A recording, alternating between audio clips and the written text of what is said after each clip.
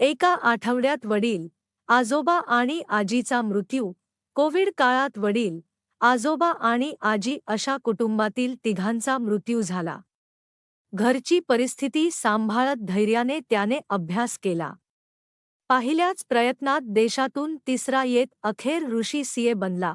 CA final November 2023 चा निकाल institute of chartered accountant of India द्वारे काही दिवसांपूर्वी प्रसिद्ध करण्यात आला. ज्यामध्ये जयपूरच्या ऋषी मल्होत्रा यांनी 590 गुण 73.75% मिळवून तिसरा क्रमांक पटकावला. हे प्रेरणादायी आणि प्रभावी स्थान त्यांनी पहिल्याच प्रयत्नात मिळवले आहे.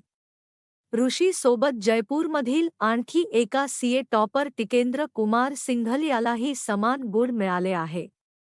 म्हणजेच ऋषी आणि टिकेंद्र संयुक्तपणे तिसऱ्या क्रमांकावर आहेत. सीए परीक्षेची तयारी करत असताना ऋषीसोबत अनेक दुःखद घटना घडल्या. 2018 मध्ये ऋषीने परीक्षेची तयारी सुरू केली आणि त्याच्या पुढच्या वर्षी जेव्हा जगभरात कोविड-19 साथ पसरली तेव्हा त्याच्या कुटुंबातील 3 सदस्यांचा कोरोनामुळे मृत्यू झाला. ऋषीचे वडील, आजोबा आणि आजी या तिघांचाही सर्वांचा एका आठवड्यात मृत्यू झाला. ऋषी दिल्लीतील एका ऑफिसमध्ये आर्टिकलशिप करत असताना ही घटना घडली. सर्व काही इतक्या वेगाने घडले की त्याला दिल्लीहून जयपूरला परत यावे लागले आणि नोकरी सोडावी लागली.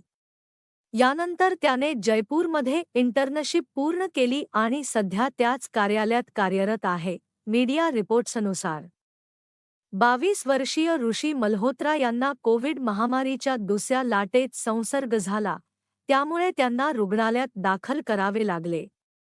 2019 मध्ये त्याने दिल्लीच्या टॉप 3 कॉलेजमध्ये प्रवेश घेण्याचा विचार केला, परंतु तो त्यात यशस्वी होऊ शकला नाही आणि म्हणून त्याने चार्टर्ड अकाउंटन्सी सीए करण्याचा निर्णय घेतला.